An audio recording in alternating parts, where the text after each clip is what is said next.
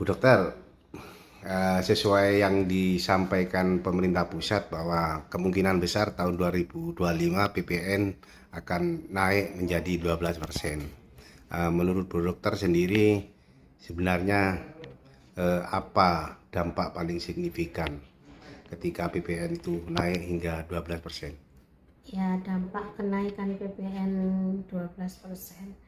Kalau nggak salah berarti sudah 2 kali ya. Awalnya kan 10%, kemudian naik 11%, terus sekarang naik 12%. Nah, itu kalau dari sisi ekonomi, kalau menurut saya itu nanti akan memperlambat atau menggerus konsumsi masyarakat, karena masyarakat itu nanti kayaknya daya belinya juga akan berkurang ya, terutama untuk masyarakat dengan penghasilan yang menengah dan menengah bawah. Ya, mereka itu juga kan tertekan juga dengan penghasilannya. Kita tahu banyak lah, secara secara jumlah saya masih belum tahu jumlahnya, tapi banyak sekali keluhan dari masyarakat terkait dengan pendapatannya yang berkurang ya, yang dari menengah bawah itu. Salah satunya itu kalau driver ojol itu ya, mereka sangat berkeluh kesah tentang pendapatan, apalagi nanti ditambahi dengan kenaikan PPN yang 12%. Itu nanti akan mengakibatkan beberapa rentetan. Kalau bahan bakunya itu kan termasuk bahan baku juga, nanti naik 12%, otomatis nanti barang produksi jadinya juga akan terjadi kenaikan untuk dijualnya. Nah, termasuk dalam hal misalnya di bidang kesehatan ya. Di bidang kesehatan kita belinya dengan pembelian obat itu juga akan terjadi kenaikan ya, walaupun kita itu sudah ada BPJS kesehatan, namun ada beberapa obat yang tidak ditanggungkan sama BPJS. Nah, itu rentetannya juga akan banyak ya, itu salah satunya. Kemudian salah duanya,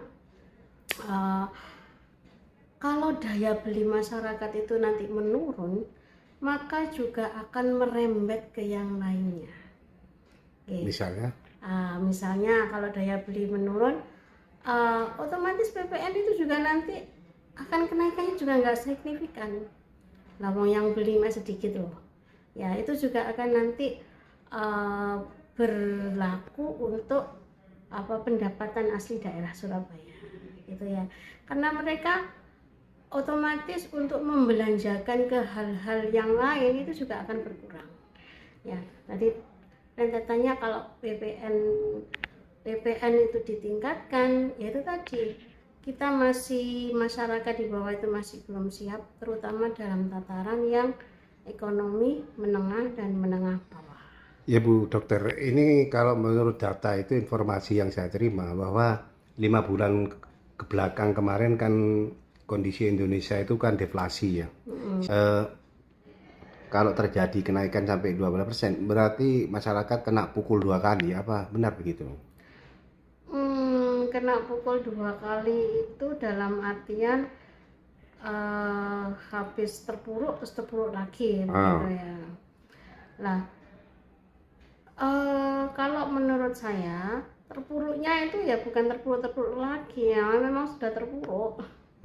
Mereka sudah nggak bisa beli, kok malah kemudian ditambahi dengan PPN yang ditingkatkan, ya malah nggak bisa beli.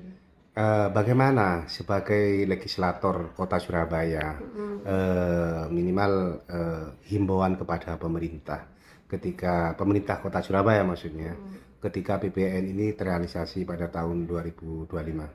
Ya, kalau menurut saya senaik apapun PPN, senaik apapun kebutuhan-kebutuhan pokok atau kebutuhan konsumsi itu meningkat, kalau itu disertai dengan peningkatan pendapatan, it's okay ya.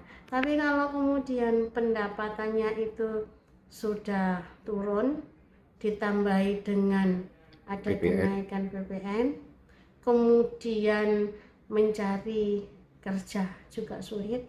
Nah, hal-hal yang seperti ini yang kita takutkan nanti di kemudian hari itu malah akan terjadi kayak semacam ketimpangan sosial yang lebih tinggi lagi.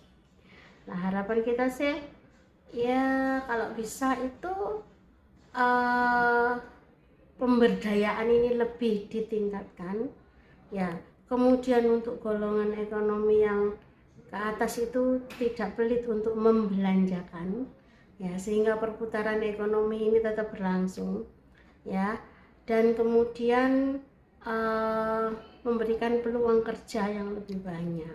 Berarti kuncinya untuk mengatasi persoalan kenaikan BPN itu pemerintah Kota Surabaya harus membuka lebar-lebar lapangan pekerjaan. Peluang lapangan kerja dan meningkatkan pendapatannya. Nah, itu tadi untuk yang ekonomi menengah ke atas yang notabene-nya bisa untuk membeli, ya ojo pelit-pelit gitu loh. Oke. Namanya uang itu kan harus disalurkan. Kalau disimpan karena takut ada begini-begini ya nanti akan terjadi ketimpangan-ketimpangan. Oke, Bu Dokter, terima kasih.